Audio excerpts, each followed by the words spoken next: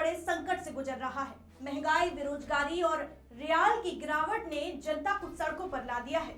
आर्थिक विरोध अब सत्ता विरोधी आंदोलन बन चुका है और 180 से ज्यादा शहरों में हिंसक प्रदर्शन, हजारों मौतें और इंटरनेट बंद। अंदर विद्रोह है, बाहर अमेरिका और इजराइल का दबाव है। ईरान निर्णायक मोड़ पर खड़ा है। आज विश्लेषण करेंगे सबसे अहम मुद्दे का, क्या होने वाला है ईरान में। क्या वाकई ईरान खत्म होने की कगार पर आ गया है, बताएंगे आपको। देखिए हमारी खास रिपोर्ट। नमस्कार, मैं हूं आराधना नामदेव, आप देख रहे हैं वीके न्यूज। ईरान में इन दिनों विरोध प्रदर्शन बहुत तेज हो गए हैं। ये प्रदर्शन दिसंबर 2025 के अंत में शुरू हुए थे, जब ईरान की करेंसी रियाल बहुत तेजी से गिर गई और महंगाई आसमान छूने लगी।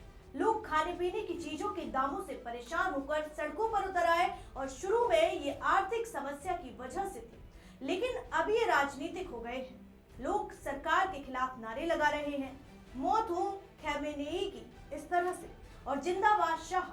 ये 1979 की क्रांति के बाद सबसे बड़े प्रदर्शन माने जा रहे हैं, क्योंकि इनमें पूरे देश के 180 से ज्यादा शहर शामिल हैं। इन प्रदर्शनों की वजह गहरी है। ईरान की अर्थव्यवस्था सालों से संकट में है। अमेरिका और इजराइल की तरफ से लगाए गए प्रतिबंधों ने तेल की बिक्री को रोक दिया है। ऊपर से 2025 में इजराइल के साथ युद्ध हुआ, जिसमें अमेरिका ने भी ईरान के न्यूक्लियर साइट्स पर हमले किए। इससे ईरान की अर्थव्यवस्था और बर्बाद हो गई। पानी की कमी, प्रदूषण और बिजली कटौती जैसी समस्याएं भी लोगों को तंग कर रही हैं। कई रिपोर्ट्स कहती हैं कि प्रदर्शनकारी अब शाह की पुरानी राजशाही की झंडियां लहरा रहे हैं और रेजा पहलवी, जो शाह के बेटे हैं, उनको समर्थन दे रहे हैं। रेजा पहलवी अमेरिका में रहते हैं और उन्होंने अंतर्राष्ट्रीय मदद मांगी है। वो कह रहे हैं कि लोग शहरों के केंद्रों पर कब्जा करें और हड़ताल करें। मानव अधिकार ग्रुप्स जैसे हरना और America based human rights activist news agency का अनुमान है कि अब तक 2500 से ज्यादा लोग मारे जा चुके हैं। ये आंकड़ा 1979 की क्रांति के बाद सबसे बड़ा है। ईरान की सरकार ने इंटरनेट ब्लैकआउट कर दिया है, जो 120 घंटों से ज्यादा से चल रहा है। इससे बाहर की दुनिया को सही जानकारी नहीं मिल पा रही है, लेकिन कुछ वीडियो और रिपोर्ट्स लीक हो रहे हैं, जो दिखाते हैं कि सुरक्षा बल प्रदर्शनकारियों पर गोली चला रहे हैं। ईरान की सरकार कह रही है कि 100 से ज्यादा उसके सुरक्षा कर्मी भी मारे गए हैं, लेकिन विपक्षी ग्रुप्स का दावा है कि मौतें 12,000 तक पहुंच सकती हैं। हालांकि ये अनवेरिफाइड है, इसका कोई सही प्रूफ अभी तक नहीं आया है। हाल ही में कल ईरान ने अपना एयर स्पेस 5 घंटे के लिए बंद कर दिया, और ये बिना किसी वजह बताए हुए हुआ। कई रिपोर्ट्स इसे अमेरिका की संभावित सैन्य कार्रवाई से जोड़ रही हैं। ईरान पहले भी ऐसे बंद करता रहा है एयर स्पेस, जैसे इजराइल के साथ हमलों के दौरान किया था। नोटम जारी किया गया था, जिसमें कहा गया कि सिर्फ तेहरान जाने वाली कुछ फ्लाइट्स को इजाजत है।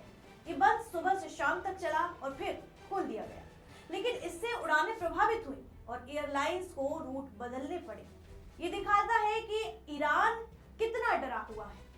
अमेरिका ने अपनी मिलिट्री बेस से कुछ स्टाफ को निकाला है और नए प्रतिबंध लगाए हैं ईरान के अधिकारियों पर। इसी बीच राष्ट्रपति डोनाल्ड ट्रंप ने ईरान को चेतावनी दी है कि वो देखते रहे।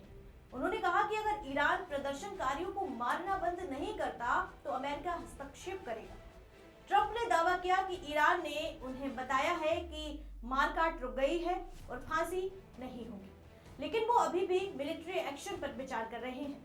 ट्रंप ने यह भी कहा है कि किलिंग रुक गई है और ईरान ने फांसी रोकी है, लेकिन रिपोर्ट्स कहती हैं कि ईरान ने तेज ट्रायल और फांसी की बात की है।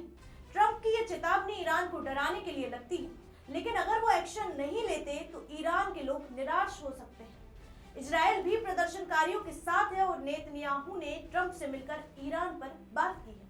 ये दो तरफा युद्ध जैसा है। अंदर प्रदर्शनकारी सरकार से लड़ रहे हैं, बाहर अमेरिका और इजराइल दबाव बना रहे हैं। ईरान की सरकार कह रही है कि वो युद्ध के लिए तैयार है, लेकिन बातचीत भी करना चाहती है।